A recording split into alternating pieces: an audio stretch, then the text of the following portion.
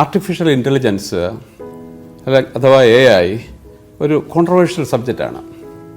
ചില ആൾക്കാർ അതിനെ ആശ്ലേഷിക്കുന്നു, ചില ആൾക്കാർ അതിനെ ഒരു ഭയത്തോടുകൂടി കാണുന്നു.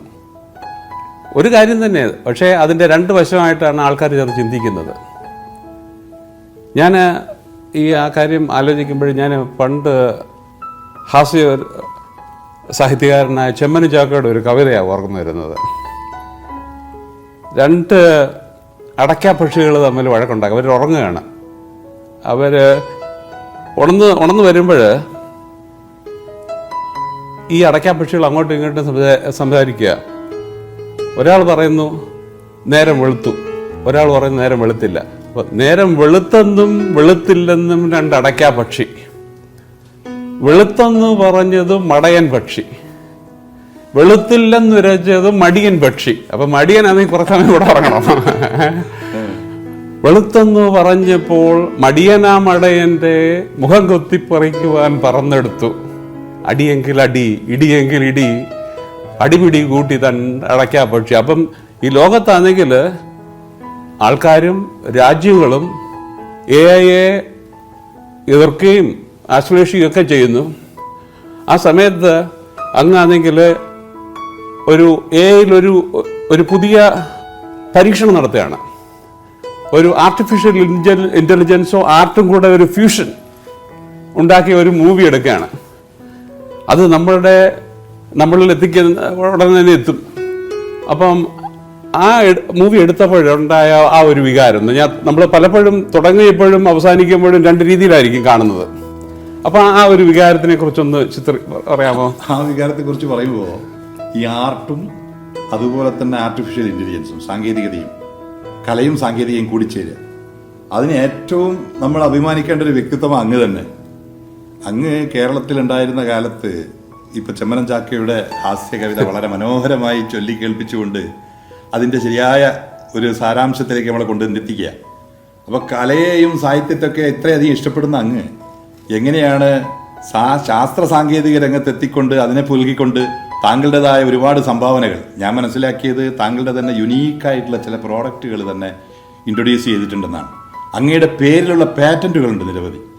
അങ്ങനെയുള്ള ഒരാളിനോട് പറയുമ്പോൾ സത്യത്തിൽ എനിക്ക് എങ്ങനെയാണ് അത് വിവരിക്കേണ്ടതെന്ന് അറിയില്ല. എന്നാലും ഞാൻ പറയാം, ശാസ്ത്രത്തിൻ്റെ ഏത് വശത്തെ എടുത്തു നോക്കിയാലും അതിന് നന്മയുടെ അംശവുമുണ്ട്, തിന്മയുടെ അംശവുമുണ്ട്. ഇപ്പം നമ്മുടെ ന്യൂക്ലിയർ സയൻസിനെ കുറിച്ച് പറയുമ്പോൾ അത് നമുക്ക് എല്ലാവർക്കും അറിയുന്ന എന്ന് വിചാരിച്ച് ഒരു കത്തി എടുത്താൽ കത്തിയെ കൊണ്ട് ഒരാളെ കൊല്ലാൻ ഉപയോഗിക്കാം, എന്തിനൊക്കെ ഉപയോഗിക്കാം. അതുപോലെ തന്നെയാണ് മുമ്പ് ഞാൻ ഈ അടുത്ത് AI കുറിച്ച് എഴുതിയ ലേഖനത്തിലും അത് പറഞ്ഞിട്ടുണ്ട്. പണ്ട് 70കളിൽ ആദ്യമായി കാൽക്കുലേറ്ററുകൾ രംഗത്ത് കണ്ടുപിടിച്ചപ്പോൾ എല്ലാവരും പറഞ്ഞു കുട്ടികളെല്ലാം മടിയന്മാരാവും, കുട്ടികൾ കണക്ക് കൂട്ടാനുള്ള കഴിവ് നഷ്ടപ്പെട്ടു പോകും. പക്ഷേ അത് കൂടുതൽ ഉപയോഗിക്കാവുന്ന രീതിയിലേക്ക് അവരെ മുന്നോട്ട് നയിക്കുകയാണ് ചെയ്യുന്നത്. AI കാര്യത്തിലും തീർച്ചയായും അത് നന്മയുമുണ്ട് തിന്മയുമുണ്ട്. അത് ഏതിലും ഇപ്പം നമ്മുടെ സാങ്കേതികത ഇൻ്റർനെറ്റിൻ്റെ കാര്യത്തിലായിക്കൊള്ളട്ടെ ഒക്കെ തന്നെ കുട്ടികളെ നന്മയിലേക്ക് നയിക്കാനും അതുപോലെ തന്നെ തിന്മയിലേക്ക് നയിക്കാനും സാധിക്കും. അപ്പോൾ തിന്മ മനുഷ്യ ജീവിതം തന്നെ എങ്ങനെയാണല്ലോ, നമുക്കൊരു തിന്മയുള്ള ജീവിതം വേണേൽ നയിക്കാം, അതല്ലെങ്കിൽ നന്മയുടെ വശത്തിലേക്കും പോവാം. അപ്പോൾ അത് നമ്മൾ എങ്ങനെ എന്നതിനെ ആശ്രയിച്ചിരിക്കുന്നു. അതുകൊണ്ട് തന്നെയാണ് ഒരു നല്ല കുടുംബചിത്രം നല്ല സിനിമയിലൂടെ കുടുംബമായിട്ട് കുട്ടികളോടൊപ്പം കണ്ടിരിക്കാവുന്ന സിനിമകളിൽ നിന്ന് വളരെ കുറവാണ്. ആ ഒരു രീതിയിൽ തന്നെ ഇതിൻ്റെ സംവിധായകനായ EM അഷ്റഫിനോടൊപ്പം ഇരുന്നു കൊണ്ട് തിരക്കഥയുടെ ഭാഗമായി തിരക്കഥ എഴുതുമ്പോൾ ഇതൊക്കെ എൻ്റെ മനസ്സിലുണ്ടായിരുന്നു. അങ്ങനെ സുഖസുന്ദരമായി അനുഭവിക്കാൻ കഴിയുന്ന ആസ്വദിക്കാൻ കഴിയുന്ന ഒരു സിനിമയാണ് ഇതെന്നാണ് നിർമ്മാതാവെന്ന നിലയിലും തിരക്കഥാകൃത്ത് എന്ന നിലയിലും എൻ്റെ വിശ്വാസം. അല്പസമയം ഈ ആർട്ടിഫിഷ്യൽ ഇൻ്റലിജൻസിൻ്റെ മൂവി ഒരു ചരിത്രപരമായ ഒരു ഹിസ്റ്റോറിക്കൽ മൂവിയായിട്ട് തീരും. കാര്യം കഴിഞ്ഞാൽ എനിക്ക് തോന്നുന്നത് ഇത് ഇന്ത്യയിൽ തന്നെ ഒരു വലിയ പരീക്ഷണമാണ്. അത് മിക്കവാറും ലോകത്തിലെ തന്നെ ഒരു വലിയ പരീക്ഷണമാണ്. എസ്പെഷ്യലി ഇങ്ങനത്തെ ഒരു ക്യാരക്ടർ, പ്രത്യേകിച്ച് ഈ മൂവി മുതുകാടും ഒക്കെ അഭിനയിക്കുന്നത് ഒരു ആർട്ടിഫിഷ്യൽ ഇൻ്റലിജൻസ് മാത്രമല്ല കാണിക്കുന്നത്, മനുഷ്യ വികാരവും അതുപോലെ തന്നെ ഒരു കുട്ടിയുടെ കഥയാണ് അത് ചിത്രീകരിക്കുന്നത്. അപ്പോൾ അതുപോലത്തെ ഒരു ഫ്യൂഷൻ എന്ന് പറഞ്ഞാൽ നമ്മുടെ ജീവിതവും ആർട്ടിഫിഷ്യൽ ഇൻ്റലിജൻസും ഇന്നോവേഷൻസും എല്ലാം കൂടെ ഒത്തുചേർക്കുന്ന ഒരു മൂവി വേറെ ഉണ്ടെന്ന് എനിക്ക് തോന്നുന്നില്ല. ഞാൻ മനസ്സിലാക്കിയത് ഇന്ത്യ ഗവൺമെന്റ് ഇതിന്റെ ഡിജിറ്റൽ ആദ്യത്തെ ഈ സിനിമ എന്ന നിലയിൽ അതിനെ കുറിച്ചൊന്ന് പറയാമോ? പക്ഷെ ഇതിന്റെ തീമാണ് ഇതിന്റെ നായകൻ എന്ന് പറയാം. ഈ തീം സത്യത്തിൽ അങ്ങനെ ഒരു തീമില് ഒരു സിനിമ ഇറങ്ങിയിട്ടില്ല. ഈ ChatGPT ലോകം നിങ്ങൾക്ക് അറിയാം. അതുപോലുള്ള ഒരു സംഗതിയിലേക്ക് കുട്ടികളുടെ ശ്രദ്ധ ഒരുപക്ഷെ ഫ്യൂച്ചറിസ്റ്റിക് ആയിട്ടാണ് ഇതിലുള്ള ഒരു ChatGPT കഥാപാത്രം എന്ന് തന്നെ വിശേഷിപ്പിക്കാവുന്ന ഇതിന്റെ ടൈറ്റിൽ ക്യാരക്ടർ അവതരിപ്പിച്ചിരിക്കുന്നത് മലയാളിയല്ല, അമേരിക്കക്കാരിയായി മലയാളം പറയുന്ന അപർണ മൾബറി എന്ന സോഷ്യൽ ഇൻഫ്ലുവൻസറാണ്. അവരും നിങ്ങളുടെ നാട്ടുകാരിയാണ്, നിങ്ങളുടെ നാട്ടിൽ അമേരിക്കയിൽ നിന്ന് വന്നവരാണ്. അപ്പോൾ അവരിതിൽ അഭിനയിച്ചു, അവർ മലയാളത്തിൽ അഭിനയിച്ചു ഇത് മാത്രമല്ല ഇതിൻ്റെ ഒരു പ്രത്യേകത. അവരിതിൻ്റെ ഒരു പ്രൊമോഷൻ സോങ് മലയാളത്തിൽ പാടി നൃത്തം ചവിട്ടിയിട്ടുണ്ടെന്നുള്ളതാണ്. അപ്പോൾ ഇതിൻ്റെ കഥയിലേക്ക് വരുമ്പോൾ തീർച്ചയായും ഇന്ന് പല സിനിമകളിൽ നിന്നും ഈ കുടുംബം പടിയിറങ്ങിപ്പോയതുപോലൊരവസ്ഥയാണ്. ഇന്ന് കാണുന്ന സിനിമകൾ ഏത് സിനിമകളാണെന്ന് നമുക്ക് വളരെ കുറഞ്ഞ സിനിമകളേ ഉള്ളൂ കുടുംബത്തിൽ കുട്ടികളോടൊപ്പം കണ്ടിരിക്കാവുന്നത്. വയലൻസ് നിറഞ്ഞ സിനിമകൾ അങ്ങനെയൊക്കെ വരുമ്പോൾ ഈ മുത്തശ്ശി കഥാപാത്രവും അതുപോലെ കുടുംബ കഥാപാത്രവും സ്കൂളും ഒക്കെ വരുന്ന ചിത്രത്തിൽ വരുന്ന അവരുടെ ശ്രദ്ധയിലേക്ക് പല പുതിയ വിഷയങ്ങൾ, ഈ വികാരങ്ങൾ നിങ്ങൾ പറഞ്ഞ അതാണ് മനുഷ്യ വികാരങ്ങൾ, ആ വികാരങ്ങളൊക്കെ തന്നെ ഈ സിനിമയിൽ നിറഞ്ഞു നിൽക്കുന്നുണ്ട്. അതിൻ്റെ പശ്ചാത്തലത്തിൽ നമ്മുടെ റോണി റാഫേലിൻ്റെ മനോഹരമായ പശ്ചാത്തല സംഗീതത്തിൻ്റെ ആ ഒരു പശ്ചാത്തലത്തിൽ ഈ സിനിമ കാണുമ്പോൾ അത് തിയേറ്ററിൽ ഇരുന്ന് തന്നെ കാണണം. അതൊരു മനോഹരമായ ഒരു അനുഭവമായിരിക്കുമെന്ന് തീർച്ചയായും ഇതിൽ പ്രവർത്തിച്ച ഒരാളെന്ന രീതിയിൽ എനിക്ക് ഉറപ്പ് നൽകാൻ പറ്റും. ഈ ചിത്രീകരണം നടത്തിയത് കൂടുതലും കേരളത്തിലാണോ? കേരളത്തിൻ്റെ മനോഹാരിതയെല്ലാം അത് ക്യാപ്ചർ ചെയ്തിട്ടുണ്ടോ? കേരളത്തിൽ ഇത് എറണാകുളത്ത് ഇതിൻ്റെ ചിത്രീകരണം നടന്നിട്ടുണ്ട്. പിന്നെ അതുപോലെ കാസർഗോഡ് ഭാഗത്ത്, പിന്നെ എൻ്റെ സ്വന്തം നാടായ മാഹിയിലും ഇത് ചിത്രീകരിച്ചിട്ടുണ്ട്. അപ്പോൾ അതൊക്കെ മനോഹരമായി ഇതിൻ്റെ ഛായാഗ്രഹൻ അത് സജീഷ് രാജ്, അദ്ദേഹം വളരെ മനോഹരമായിട്ട് തന്നെ ഈ ചിത്രത്തിൽ അത് പകർത്തിയിട്ടുണ്ട്.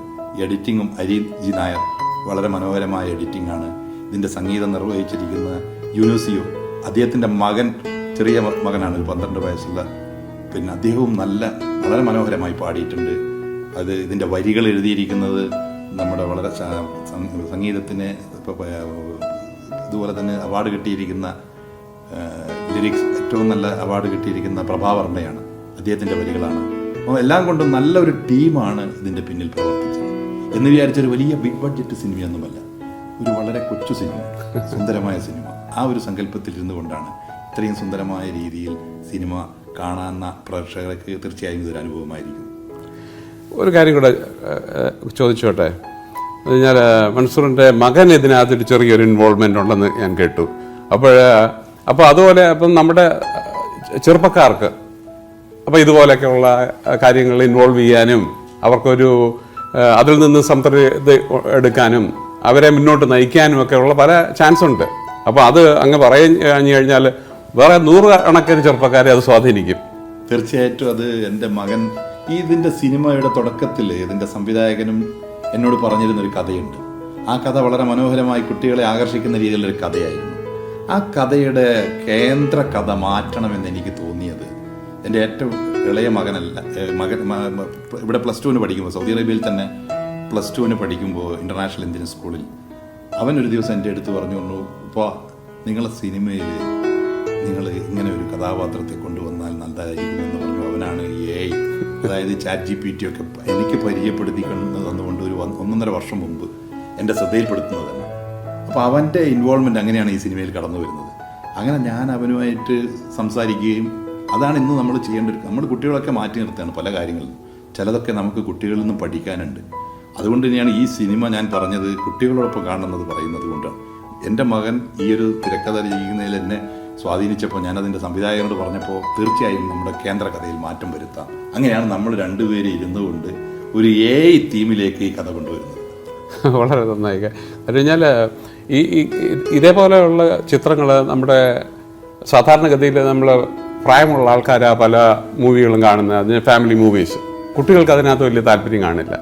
അപ്പോൾ ഈ ഒരു തീം ആയതുകൊണ്ടും അത് ഇതിൻ്റെ സാങ്കേതികവിദ്യയും എല്ലാം കുട്ടികൾക്ക് മനസ്സിലാകും, ചിലപ്പോൾ പ്രായമുള്ളവർക്കായിരിക്കും മനസ്സിലാകാത്തത്. അപ്പോൾ ഇത് രണ്ടും കൂടെ ഒരു മിക്സ് ചെയ്ത് ഈ സാങ്കേതികവിദ്യയുടെ പ്രയോജനങ്ങൾ ചെറുപ്പക്കാർക്കും പ്രായമുള്ളവർക്കും മനസ്സിലാക്കി കൊടുക്കുകയും കൂടെയാണ് ഈ ഒരു സിനിമ നടത്തുന്നത്. അത് വളരെ പ്രയോജനം ചെയ്യുന്ന ഒരു മൂവിയാണ്. കുടുംബാംഗങ്ങൾ തമ്മിൽ സ്നേഹപ്പെടേണ്ട ഒരു സന്ദേശമാണ് ഈ ചിത്രത്തിലുള്ളത്. നമ്മുടെ മക്കളെ നമ്മോട് ചേർത്ത് പിടിക്കേണ്ടതുണ്ട്. അധ്യാപകർ എന്നുള്ള രീതിയിൽ അത് എനിക്ക് താങ്കളോട് പറയുമ്പോൾ ഞാൻ മനസ്സിലാക്കുന്നത് താങ്കളൊരു അധ്യാപകനാണ്. ഞാനൊരു അധ്യാപകനായിരുന്നു, എൻ്റെ പേരൻസും അധ്യാപകരാണ്. അതെ. അപ്പോൾ അത് താങ്കൾക്ക് മനസ്സിലാവുമല്ലോ. ഇന്നത്തെ കാലത്ത് പഴയതുപോലെയല്ല. പണ്ടൊക്കെ നമുക്കൊക്കെ അധ്യാപകരെ ശരിക്കും പറഞ്ഞാൽ നമ്മുടെ കുടുംബത്ത് നമ്മുടെ അച്ഛനമ്മമാർക്കൊക്കെ തന്നെ പ്രാധാന്യം അറിയിക്കുന്നവരായിരുന്നു. ഇന്ന് ആ സ്ഥാനത്ത് അധ്യാപകരോടൊക്കെയുള്ള പഴയ ബന്ധം നിലനിൽക്കുന്നുണ്ടോ എന്ന് എനിക്കറിയില്ല, സംശയമുണ്ട്. അങ്ങനെ ഒരു കാലത്ത് എങ്ങനെയായിരിക്കണം ഒരു കുഞ്ഞുമായിട്ടുള്ള അല്ലെങ്കിൽ ഒരു വിദ്യാർത്ഥിയുമായിട്ടുള്ള ബന്ധം എന്നതിലേക്കൊക്കെ തന്നെ വെളിച്ചം വീശുന്നുണ്ട് ഈ സിനിമ. അതുകൊണ്ട് എൻ്റെ അഭിപ്രായത്തിൽ ഇത് അധ്യാപകന്മാരും കാണണം, സ്കൂളുകൾ കുട്ടികൾ മുഴുവനും കണ്ടിരിക്കേണ്ട ഒരു സിനിമയാണ്. ഞാൻ ഇനി ഇത്രയും കാര്യങ്ങൾ എന്നോട് ചോദിച്ച സ്ഥിതിക്ക് താങ്കളോട് ചോദിക്കാനുള്ളൊരു കാര്യം, അധ്യാപകൻ എന്ന രീതിയിൽ താങ്കളുടെ ഒരുപാട് അനുഭവങ്ങൾ നാട്ടിലുണ്ടായിട്ടുണ്ട്. അതുപോലെ എഴുത്തിൻ്റെ കാര്യത്തൊക്കെ തന്നെ താങ്കളിൽ നിന്നുമൊക്കെ ഇതുപോലുള്ളൊരു സിനിമകളാണ്. പ്രത്യേകിച്ച് അമേരിക്ക പോലുള്ള ഒരു രാജ്യത്ത് നിന്ന് വരുമ്പോൾ സാങ്കേതികതയുടെ ഒരു ശാസ്ത്രജ്ഞൻ കൂടിയായ താങ്കളെ സംബന്ധിച്ചിടത്തോളം എന്നേക്കാളുമൊക്കെ ഇക്കാര്യത്തിൽ ഞങ്ങൾ പ്രതീക്ഷിക്കുകയാണ്. ഞാൻ തീർച്ചയായും അത് ഉണ്ടാവുമെന്ന് വിചാരിക്കുന്നു. താങ്കൾക്കും ഇതുപോലെ സിനിമയിലൊക്കെ താല്പര്യമുള്ള ആളല്ലേ? ആക്ച്വലി ഞാൻ പലപ്പോഴും പറയും, നമ്മുടെ ചെറുപ്പം നിലനിർത്തണമെങ്കിൽ നമ്മൾ ചെറുപ്പക്കാരുമായിട്ട് ഇണങ്ങി സംസാരിക്കുക, ഇടപഴകുക. അപ്പോൾ അതുകൊണ്ടുകൂടിയാണ് എനിക്ക് കുട്ടികളെ പഠിപ്പിക്കാൻ വളരെ താല്പര്യമായിരുന്നു. അതുകൊണ്ട് ഞാൻ പഠിച്ചു കഴിഞ്ഞതിന് ശേഷം കോളേജിൽ അധ്യാപകനായിരുന്നു. അതിനുശേഷം അമേരിക്കയിൽ പോയി അവിടെ ചെന്നിട്ടും മെഡിക്കൽ കോളേജിൽ പഠിപ്പിക്കുകയായിരുന്നു കുറേ കാലം. അപ്പോൾ പലപ്പോഴും പല ആൾക്കാരും ചോദിച്ചിട്ടുണ്ട്, നിനക്ക് മെഡിക്കൽ കോളേജിലായിരുന്നു ഞാൻ പഠിപ്പിച്ചത്. ന്യൂയോർക്ക് മെഡിക്കൽ കോളേജിൽ. എന്തായിരുന്നു വിഷയം? ബയോകെമിസ്ട്രി, ബയോഫിസിക്സ് ആയിരുന്നു കൂടുതൽ പഠിപ്പിക്കുന്നത്. അപ്പോൾ ഇവിടെ നമ്മൾ കെമിസ്ട്രി ആയിരുന്നു പഠിച്ചെങ്കിൽ അവിടെ ചെന്നിട്ട് ബയോകെമിസ്ട്രി, ബയോഫിസിക്സ്, ബ്ലഡ് കയാഗുലേഷൻ, അതുപോലെ തന്നെ muscle contraction, how can you reverse ageing, ഇങ്ങനെയുള്ള പല കാര്യങ്ങളും ചെയ്തു. അപ്പം കെമിക്കലി നമുക്ക് ഏജിങ് നമുക്ക് റിവേഴ്സ് ചെയ്യാൻ പറ്റും. അതേസമയം നമ്മൾ ചെറുപ്പക്കാരുമായിട്ട് ഇടപെട്ടാലും നമ്മുടെ ഏജിങ് കുറയ്ക്കാൻ പറ്റും. മനസ്സിലായോ? അപ്പോൾ യഥാർത്ഥത്തിലുള്ള ഏജും നമ്മുടെ മാനസികമായിട്ടുള്ള ഏജിങ്ങും വ്യത്യാസമുണ്ട്. ഇപ്പോൾ തന്നെ WHO നമ്മുടെ പ്രായത്തിന്റെ ഇതൊക്കെ മാറ്റിയെന്നാ പറഞ്ഞത്. യുവത്വം ഇന്ന് നേരത്തെ ഉണ്ടായിരുന്ന കണക്കാക്കിയിരുന്നത് മധ്യവയസ്കർ, അതൊക്കെ മുന്നോട്ട് പോയെന്നാണ്. എന്റെയൊക്കെ പ്രായത്തിൽ പണ്ട് ആളുകളെ കാണുമ്പോൾ ഒരു വലിയ പ്രായമുള്ള ആളുകളായിട്ട് തോന്നാറുണ്ടായിരുന്നു. ഇന്ന് ആ ഏജ് ഇന്നത്തെ നമ്മളെ ഈ ശാസ്ത്രരംഗത്ത് ഒരുപാട് മുന്നേറ്റം കൈവരിച്ചത് കൊണ്ടായിരിക്കാം അങ്ങനെ സംഭവിച്ചത്. കാര്യം എന്ന് പറഞ്ഞാൽ ഇപ്പം നേരത്തെ ആണെങ്കിൽ നമ്മൾ 55 വയസ്സിൽ, ഇപ്പം ഇന്ത്യയിലാണെങ്കിൽ 55 വയസ്സിൽ റിട്ടയർ ചെയ്യും. അമേരിക്കയിലൊക്കെ ആണെങ്കിൽ 55 വയസ്സെന്ന് പറയുന്നത് മിഡ് ഏജ് ആണ്. ആൾക്കാർ പല ജോലികളും തുടങ്ങുന്നത് 55-ാമത്തെ വയസ്സിലാണ്. അപ്പോൾ അതുപോലെ മാത്രമല്ല, ഇപ്പം എൻ്റെ അമ്മയ്ക്ക് 87 വയസ്സുണ്ട്. എല്ലാ ദിവസവും ഫേസ് ടൈം വിളിച്ച് അമേരിക്കയിലോട്ട് വിളിക്കും. അപ്പം എന്ന് പറഞ്ഞാൽ നമ്മൾ പണ്ടത്തെ ഒരു 87 വയസ്സുള്ള ആൾ ഫോൺ ഉപയോഗിക്കാനോ അല്ലെങ്കിൽ കമ്പ്യൂട്ടർ ഉപയോഗിക്കാനോ ഒന്നും പറ്റത്തില്ലല്ലോ. അപ്പോൾ ഒരു 10 വർഷത്തിനകത്ത് AI മനുഷ്യനെ വളരെ സ്വാധീനിക്കും. അപ്പം നമ്മുടെ ഏജിങ് അങ്ങനെ തന്നെ കുറയ്ക്കാൻ പറ്റും. തീർച്ചയായിട്ടും കൂടുതൽ നന്മയുള്ള കാര്യങ്ങൾ പ്രതീക്ഷിക്കാന്ന് പറഞ്ഞു. തീർച്ചയായിട്ടും ഏത് പുതുമയ്ക്കും ഒരു നേരത്തെ പറഞ്ഞ പോലെ ആശ്ലേഷിക്കുന്ന ഒരു ടീമുണ്ട്, അതേസമയം അതിനെ ഭയക്കുന്ന ഒരു ടീമുണ്ട്. അപ്പോൾ ഇത് രണ്ടും യഥാർത്ഥത്തിൽ ഞാൻ ചെമ്മനം ചാക്കോട് പറഞ്ഞ പോലെ നേരം വെളുത്തോ ഇല്ലെന്നുള്ള അത് ഒരു ഫാക്റ്റാണ്. അത് ആര് കാണുന്നു എന്നുള്ളതാണ് വ്യത്യാസം.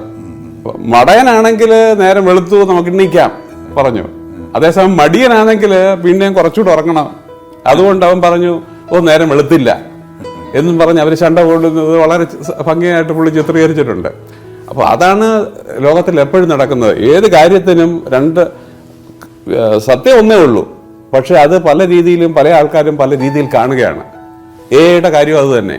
നമ്മൾ അതിനെ ഭയക്കുന്നു, അതുപോലെ തന്നെ കുറേ ആൾക്കാർക്ക് ഇഷ്ടപ്പെടുന്നു. പക്ഷേ അതിനകത്ത് സത്യം ഒന്നേ ഉള്ളൂ, നമ്മൾ ഏത് രീതിയിൽ അതിനെ കാണുന്നു. നമുക്ക് ഏത് ടെക്നോളജിയും ഏത് കാര്യവും നമുക്ക് രണ്ട് രീതിയിൽ കാണാൻ പറ്റും. അപ്പം നമ്മളാണ് കുഴപ്പക്കാർ, അല്ലെങ്കിൽ നമ്മളാണ് നല്ലത്. തീർച്ചയായിട്ടും. അപ്പം അല്ലാതെ നേരത്തെ മിൻസൂർ പറഞ്ഞ പോലെ ഒരു പിച്ചാത്തിയോ അല്ലെങ്കിൽ ഒരു തോക്കോ കുഴപ്പക്കാരനല്ല. അത് ആരുപയോഗിക്കുന്നു, എങ്ങനെ ഉപയോഗിക്കുന്നതാണ് ഇമ്പോർട്ടൻറ്റ്. അത് തന്നെയാണ്. പിന്നെ ഏറ്റവും വലിയ ഉദാഹരണം എന്ന് പറഞ്ഞാൽ താങ്കൾ കേരളത്തിൽ നിന്ന് പഠിച്ച് കേരളത്തിൻ്റെ ഒരു പശ്ചാത്തലത്തിൽ ഈവൻ സാഹിത്യ കാര്യത്തിലൊക്കെ താങ്കളുടെ ഒരു താല്പര്യം എനിക്ക് മനസ്സിലാക്കാവുന്നതേ ഉള്ളൂ. ഞാൻ മനസ്സിലാക്കുന്നത് താങ്കൾ കവിതകൾ പോലും എഴുതിയിരുന്നൊരു കാലമുണ്ടായിരുന്നു. ഏതെങ്കിലും കവിത ഓർമ്മയുണ്ടോ? അതുപോലെ പണ്ട് കുത്തിക്കുറിച്ച് ഏതെങ്കിലും ഒരു കവിത ചൊല്ലാമോ?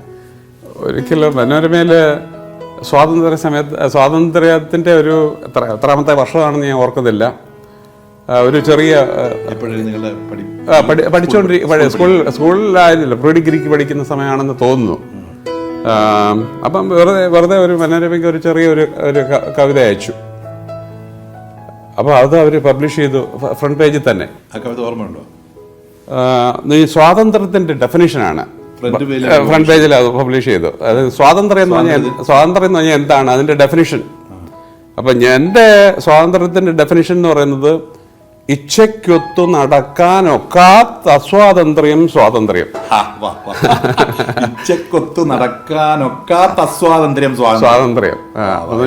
ബൗണ്ടറി ഉണ്ട്, പോകാൻ പാടില്ല. അതെ അല്ലേ? അതെ അതെ. എല്ലാത്തിനും ഒരു പരിധി.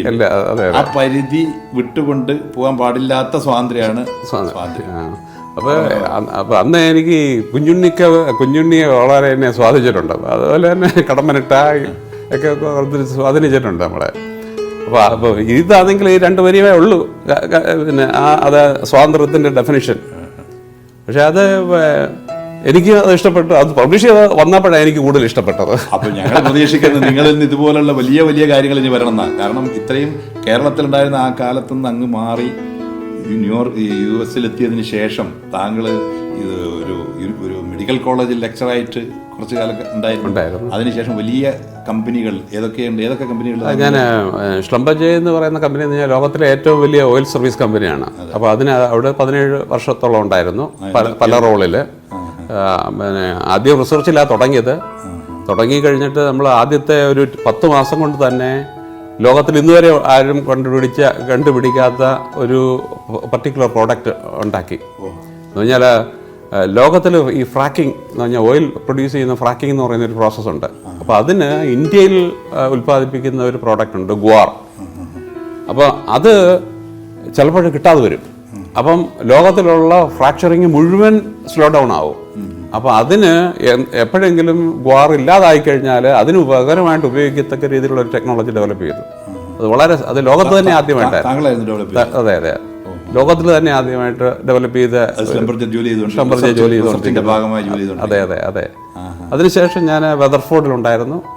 പിന്നെ വെതർഫോർഡിൽ ഞാൻ ഓയിൽ ഫീൽഡ് കെമിസ്ട്രിയുടെ വൈസ് പ്രസിഡന്റ് ആയിരുന്നു, ഷെയർഡ് സർവീസിൻ്റെയും വൈസ് പ്രസിഡന്റ് ആയിരുന്നു.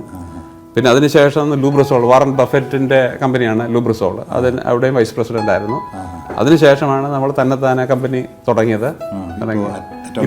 ഇപ്പോഴും ആറ്റോമിക്സ് എത്തി നിൽക്കുമ്പോൾ സൗദി അറേബ്യയിൽ ഒരുപാട് അവസരങ്ങളുടെ നാടായി മാറുകയാണ്. അതെ അതെ. അപ്പോൾ അവിടെയാണ് നിങ്ങളുടെ കഴിവിൻ്റെ വലിയൊരു ഭാഗം ഇനി ഒരുപക്ഷെ അവർ ഉപയോഗിക്കാൻ പോകുന്നത്. നിങ്ങളെ തീർച്ചയായും സൗദി അറേബ്യ ആയിരിക്കും ഇനി കൂടുതൽ. സൗദി അറേബ്യയെ കുറിച്ച് എന്ത് തോന്നുന്നു? സൗദിയുടെ ഒരു പ്രത്യേകത എന്ന് പറഞ്ഞാൽ ഇവിടുത്തെ മേജർ ക്ലയൻ്റ് എന്ന് പറയുന്നത് അരാംകോ ആണല്ലോ. ഇപ്പം ഞാൻ 2000 to 2004 സൗദി അറേബ്യയിലുണ്ടായിരുന്നു. ആ സമയത്ത് സൗദി അറേബ്യയിലുണ്ടായിരുന്ന റിസർച്ച് ടീമുമായിട്ടൊക്കെ നമ്മൾ വളരെ ബന്ധമായിരുന്നു. അപ്പോൾ ആ ആൾക്കാരുമായിട്ട് ഞാൻ 35 പബ്ലിക്കേഷൻസ് അന്ന് ഞാനും അരാംകോയുമായിട്ട് ചെയ്തു. അത് ഓരോ പബ്ലിക്കേഷൻസും ഓരോ ടെക്നോളജി ഇൻട്രൊഡ്യൂസ് ഉണ്ടായിരുമ്പോൾ അതിൻ്റെ റിസൾട്ടാണ് പബ്ലിഷ് ചെയ്തത്. അപ്പം അതുകൊണ്ട് നമുക്ക് സൗദി അറേബ്യയുമായിട്ട് വളരെ ഒരു അടുത്ത ബന്ധമുണ്ട്. അപ്പം എന്നെ കൂടുതൽ ആൾക്കാർ അറിയപ്പെടുന്ന ആ 4 വർഷത്തെ എൻ്റെ റിസർച്ചിൻ്റെ ഫീൽഡിലുള്ള ഡിപ്ലോയ്മെൻറ്റിൻ്റെ റിസൾട്ട് പബ്ലിഷ് ചെയ്തതിൻ്റെ ആ ഒരു കെയർ ഓഫിലാണ് എന്നെ കൂടുതൽ ആൾക്കാർ ലോകത്തറിയുന്നത്. അപ്പോൾ അതുകൊണ്ട് നമുക്ക് എപ്പോഴും ഒരു സൗദി അറേബ്യയിൽ വരികയും സൗദി അറേബ്യയിലുള്ള ആൾക്കാരുമായിട്ട് സംസാരിക്കുകയും ഒക്കെ ചെയ്യുമ്പോൾ അത് എപ്പോഴും ഞാൻ ഇവിടെ വരുമ്പോഴും ഞാൻ അരാംകോയിൽ പോയി ആൾക്കാരെ എല്ലാം കാണാറുണ്ട്.